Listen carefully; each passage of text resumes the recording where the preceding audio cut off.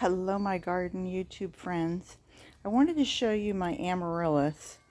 Um, I every few years I will actually take them out of the ground and I'll separate them and let them dry out over the winter. I'm in Central Florida, Zone 9B, so I can do that. And I can just literally, I will take off the roots that kind of come on the bottom. I don't know if you can see, not the white ones, but kind of this brownish one over here, right there. Oops, let me get back. And so then what I do is I'll pick the big ones that I really want to showcase and pull out my clay pots. I make sure they're clean. They've had some bleach water, and I put a coffee filter in the bottom that'll hold my dirt back. And then I fill it about, I don't know, what is this, maybe 3/4 of the way full. And maybe this is a better one for you to see. Do you see how that bottom actually kind of has a flat bottom, but it's kind of rough? And you can see it's away from the, it's like an extension. And what I'll do is those gray roots, I will actually pull those off before I plant it. They're just old kind of feeder roots that have dried off, but it's the big white ones that really feed the plant, and they also ground it. So what I do is I take my Miracle Grow potting soil, because that's the one I like, and I actually make like a little hump, like it's the princess sitting on, Miss Muppet sitting on her tuffet. And so then I'll put that down, and if the roots are pliable, then I will spread them around. For the most part, they've dried out pretty much too. And I cut off the top. It looks pretty dry and nasty, but I will actually cut that off and make sure that I've got that tongue and this tongue. You see it sitting out? And that's where the flower stalk is going to come from, and the leaves.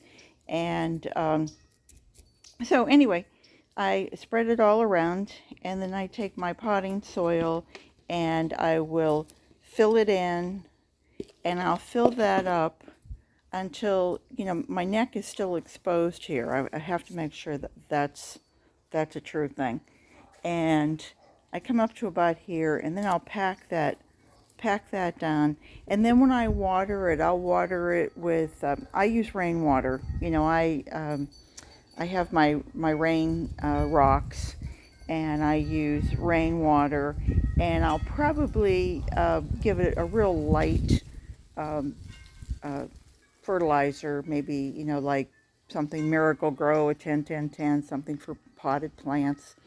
And if I don't do that, then I will give them worm castings, and that really gives everybody a little jolt. You guys know I do things organically, and so anyway, that's my way of doing these. I originally bought the first bulbs. I'd never had amaryllis bulbs, but I bought them back in January of 2008, and they came in a package. It was after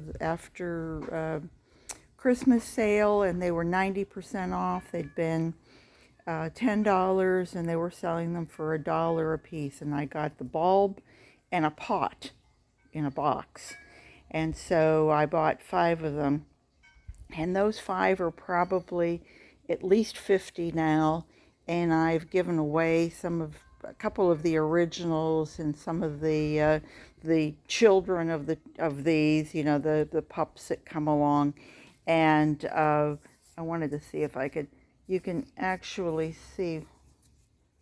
I usually pull them off the side, but anyway, you'll get a pup on the side, and it will actually swell inside here, and then after a few seasons you can just pull that away, and that becomes a new bulb for you to propagate. And by propagate, I mean it's not going to divide when it's so young like that. It waits until it's older and it's had a few seasons of blooming.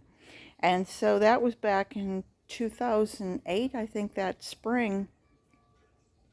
I didn't plant them that year because it was cold, but I did plant them out in my yard. And I've pretty much had plants in my yard. I'll take you down. I've got some things out that I'm doing, but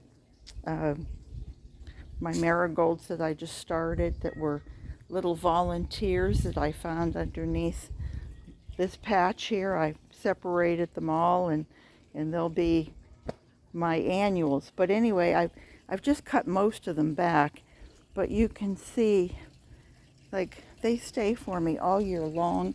They have great leaves. I could take this up. Here's another one. I don't know if you can see that, but I'll bet I get blooms off of those. I have for, what is this now, 11 years, 12 years.